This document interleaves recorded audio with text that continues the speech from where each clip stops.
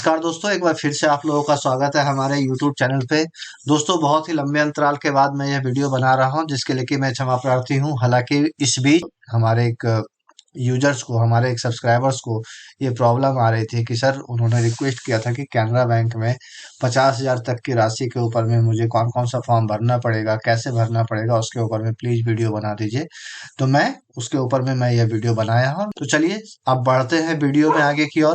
तो सबसे पहले मैं आपको फिर से मैं क्लियर कर दूं, यह वैसे कस्टमर के लिए है जिनके खाते में नॉमिनेशन नहीं है और उनके खाते में जिस व्यक्ति की मृत्यु हो गई है, उनके खाते में 10,000 से लेकर के 50,000 तक की राशि हो।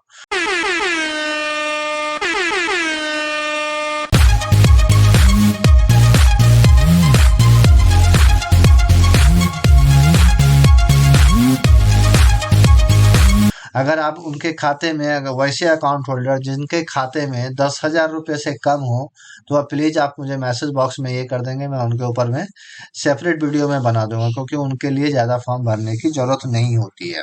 तो चलिए सबसे पहले भरते हैं। आपको हालांकि इस फॉर्म को हम कहाँ से डाउनलोड करेंगे, वो आपको हमारे वीडियो के डिस्क्रिप्शन लिंक में आपको मिल जाएगी। तो चलिए, आप यहाँ से भी डाउनलोड सेंटर से भी इस फॉर्म को डाउनलोड कर सकते हैं। वैसे मैं आपको लिंक में वीडियो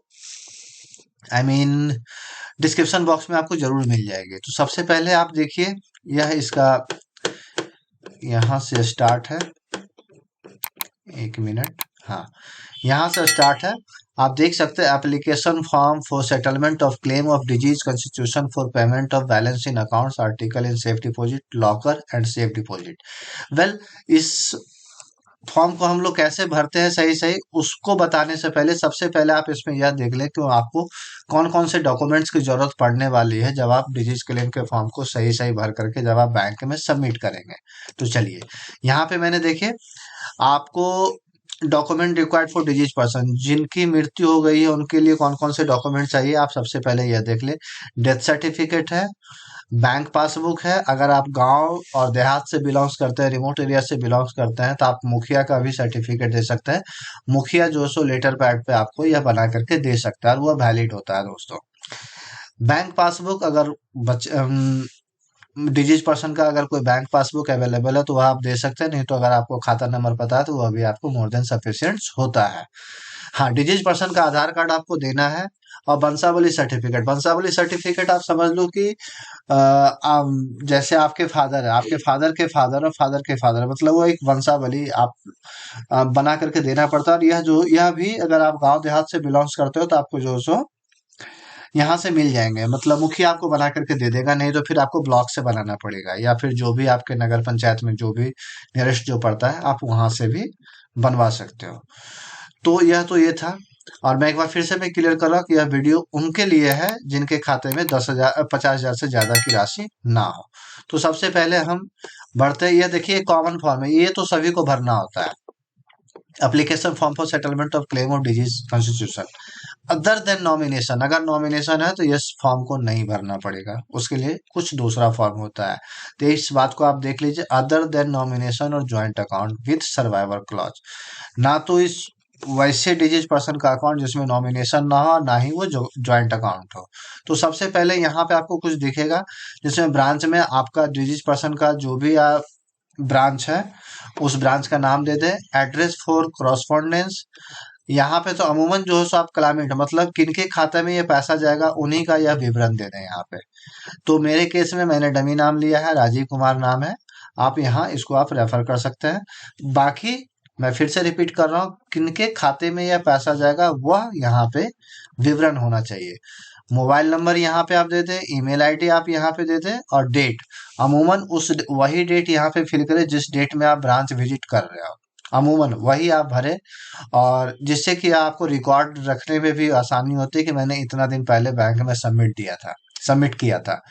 यह जो डेथ क्लेम सेटलमेंट है, अमूमन अमूमन नहीं, एज पर आरबीआई रूल एंड रेगुलेशन, यह बैंक वालों को विद इन 15 डेज में सेटलमेंट करके देना होता है। 15 डेज से अगर ज्यादा डिले होता है तो फिर आप पेनल्टी की डिमांड कर सकते हैं।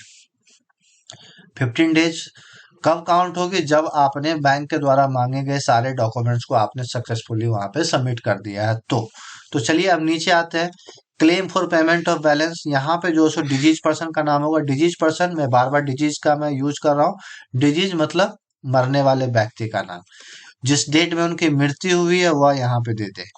फिर से यहाँ पे डिजीज पर्सन का नाम, जिस डेट में मृत्यु हुआ वह दे दे।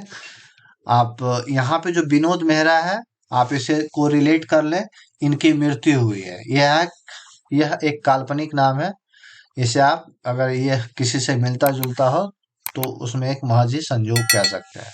तो विनोद मेहरा एक काल्पनिक नाम है, ठीक है।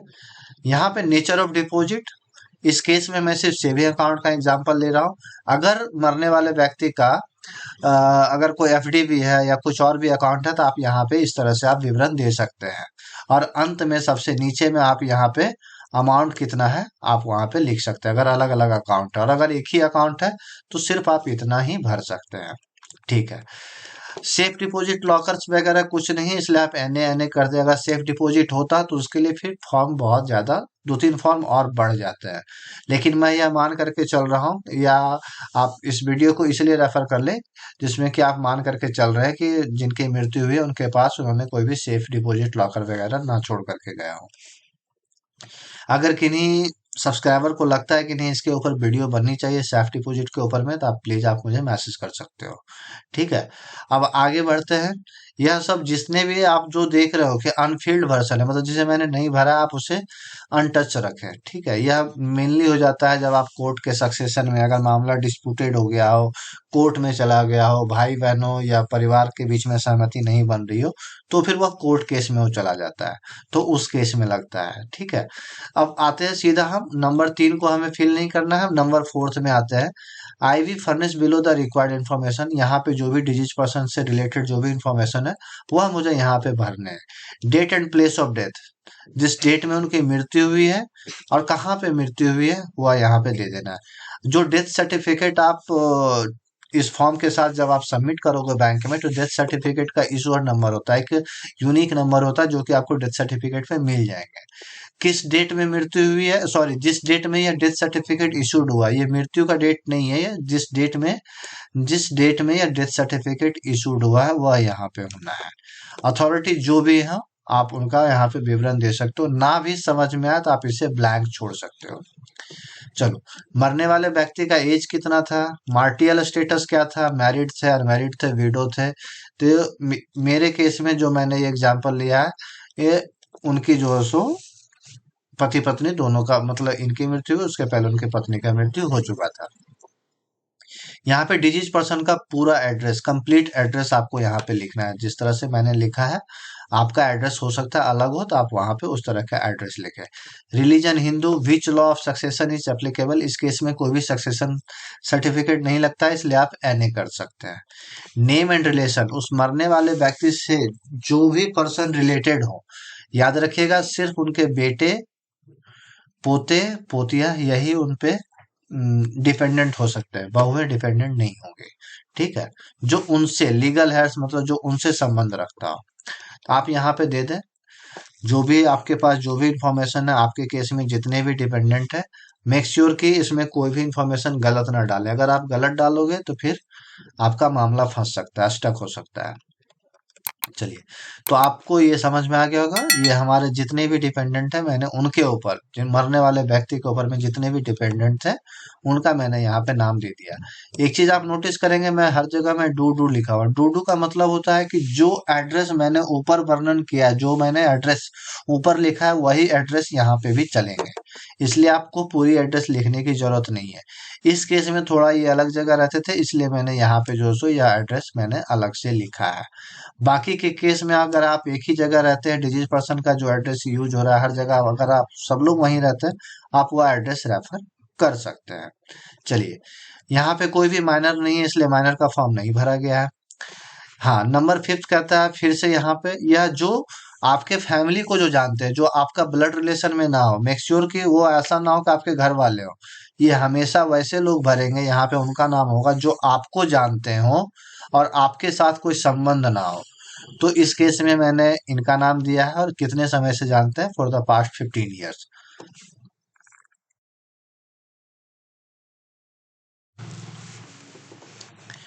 उसके बाद यहाँ पे जो आपको जानते हैं उन्हीं का विवरण होगा, ये जो है जहाँ पे जो आपको जानते हैं उन्हीं का विवरण आप देख सकते हो, मैंने उन्हीं का विवरण डाला है। ठीक है। और उसके बाद उनका एड्रेस, किस जगह पे है, और जिस डेट में, हमेशा मैं बार बार कहता हूँ कि जिस डेट में आप ब्रांच विजिट कर रहे हैं इस फॉर्म के साथ वही फॉर्म दिया करें। और यहाँ पे जो साइन होगा, जो आपको रेफर कर रहे हैं कि नहीं वो आपको जान रहे हैं उनका ही साइन होगा यहाँ पे। हाँ, उसके बाद नीचे में आपको दे देना है ये नेम ऑफ द श्योरिटी। मैं इसके बारे में मैं एक बात बताना चाहता हूँ कि कैनरा बैंक का मैं अभी रूल पढ़ रहा था थोड़ी देर पहले, तो उसमें यह था कि ब्रांच मैनेजर चाहे तो आपसे सिक्योरिटी का डिमांड नहीं कर सकता है, ओनली अप टू 50,000 के केस तक में। ब्रांच मैनेजर अगर आपको जानता हो तो आपको सिक्योरिटी प्रोड्यूस करने की जरूरत नहीं है।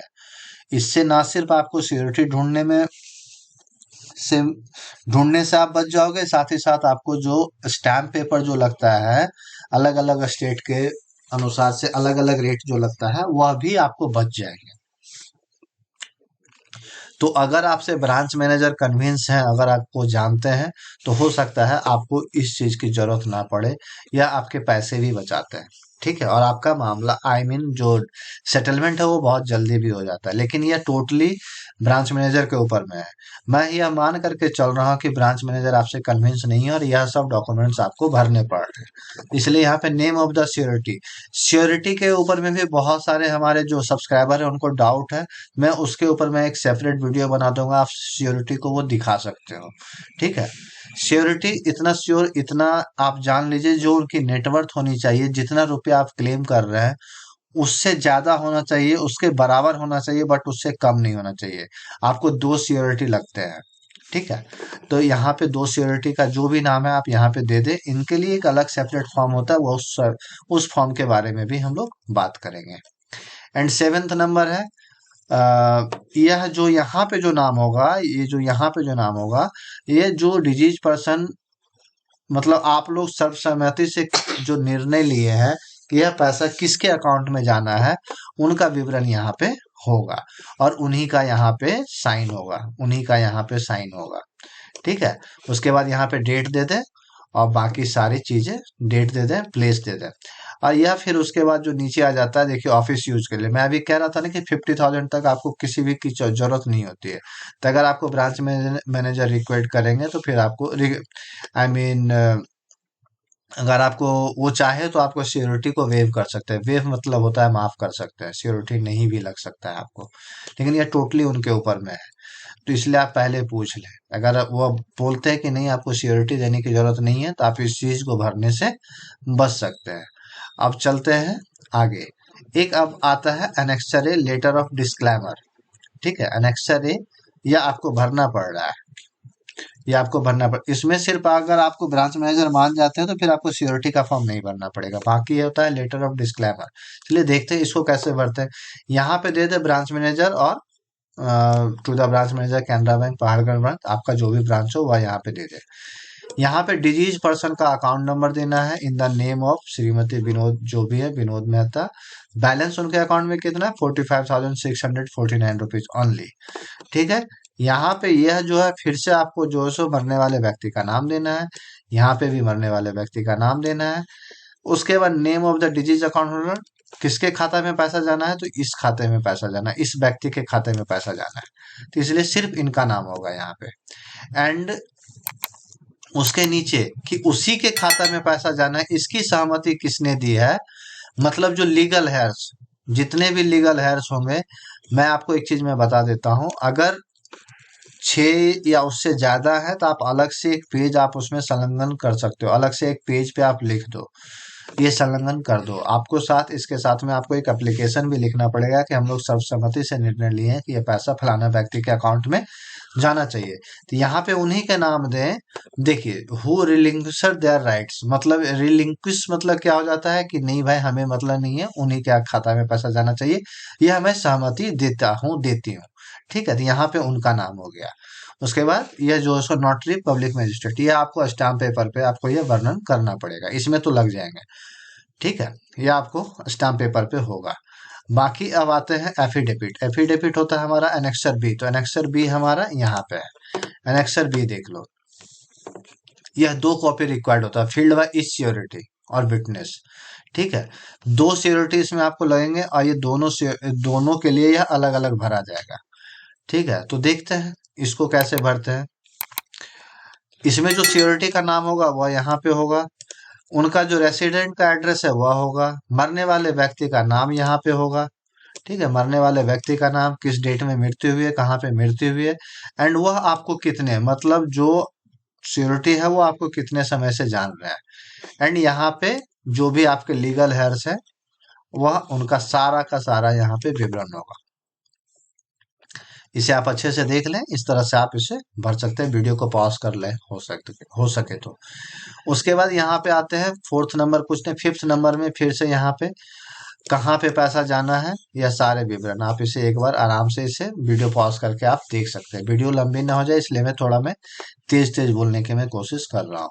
यहाँ पे जो सिक्योरिटी होंगे यहाँ पे उनका साइन होगा। एक चीज मैं फिर से रिपीट कर रहा हूँ, इसमें आपको 2 सिक्योरिटी लगेंगे। अगर ब्रांच मैनेजर ने आपका सिक्योरिटी वेव कर दिया, मतलब माफ कर दिया, तो इसे भरने की जरूरत नहीं है। अगर उन्होंने वेव नहीं किया तो आपको 2 सिक्योरिटी लगेंगे, उनके लिए आपको यह भरना होगा। अब चलते हैं दोस्तों एनेक्सर सी के ऊपर में। एनेक्सर सी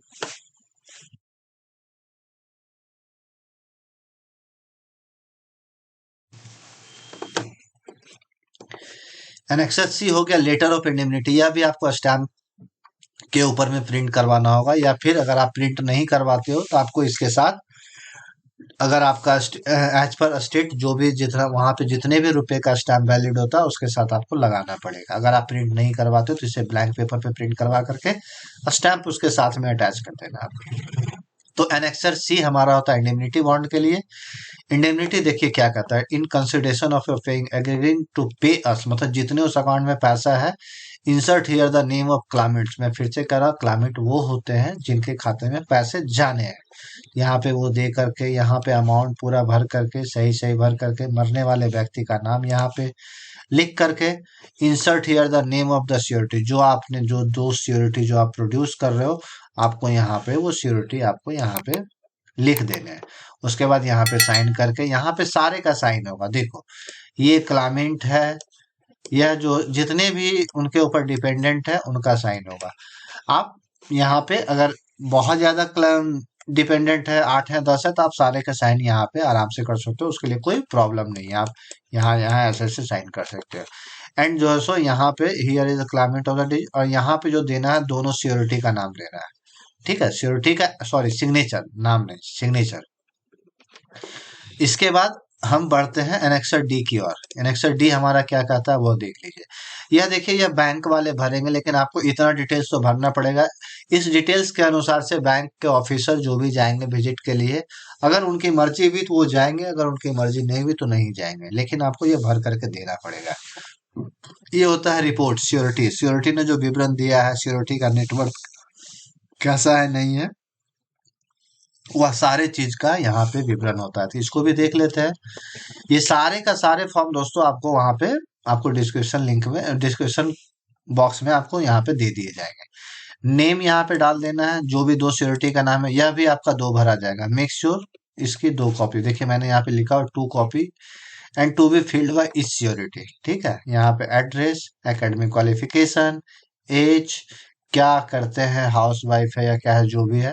अगर सैलरीड है तो यहाँ पे सैलरीड, अमूमन ये सब लोग देने से बचते हैं, और आप नहीं भी देंगे तो कोई प्रॉब्लम नहीं है।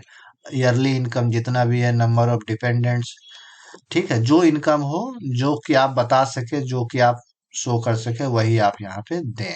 ठीक है, ऑब्वियस होता है कि कुछ एक्सपेंडिचर भी होते हैं, कुछ इनकम भी होते हैं, बहुत कुछ होते हैं। जो भी एसेट है यहाँ पे, मूवेबल या अनमूवेबल, जो भी है, मूवेबल और इमूवेबल। मूवेबल होता है जिसको कि आप यहाँ से वहां ले जा सके, जैसे गाड़ियां वगैरह सब आपको मूवेबल में आते हैं। ठीक है, उनका सिक्योरिटी का जहां पे भी खाता हो, वह खाता का विवरण यहाँ पे देना है। पर्सनल लायबिलिटी, अगर कुछ लायबिलिटी मतलब कुछ कर्ज वगैरह है तो वह यहाँ पे देना है। उनका यहाँ पे किस जगह से बिलोंग्स करते हैं, डेट। आराम से इसको आप पॉज करके आप इसे आराम से देख लीजिए, सही से भर दीजिए। तो यह था दोस्तों कि कैनरा बैंक में अगर मरने वाले व्यक्ति के खाते में 50,000 रुपीज से ज्यादा ना हो तो हम इस फॉर्म को भरते हैं, और इस तरह से भरते हैं। अगर इससे ज़्यादा की राशि हो तो हमें उसके लिए कुछ और फॉर्म भरने की ज़रूरत पड़ जाती है। तो दोस्तों, उम्मीद करता हूँ कि वीडियो आपको पसंद आएगी, और जो मेरा जो रिसोर्सेस है जो मैंने बनाया है, इसमें जितने भी इंफॉर्मेशन मैंने दिए हैं आपके लिए बहुत सहायक सिद्ध होगी। अगर फिर भी अगर आपको कुछ डाउट्स लगते हैं तो आप कमेंट करना ना भूलें, मैं आपका आंसर आपके डाउट्स का मैं जरूर दूंगा। तो दोस्तों, आज के वीडियो में बस इतना ही। अगर वीडियो आपको पसंद आई हो तो प्लीज आप हमारे वीडियो को लाइक भी कर देंगे और साथ ही साथ चैनल को सब्सक्राइब भी कर देंगे। तो मिलते हैं इसी प्रकार के कुछ और वीडियो के साथ नेक्स्ट वीडियो में। Thank you very much. जय हिंद, जय भारत।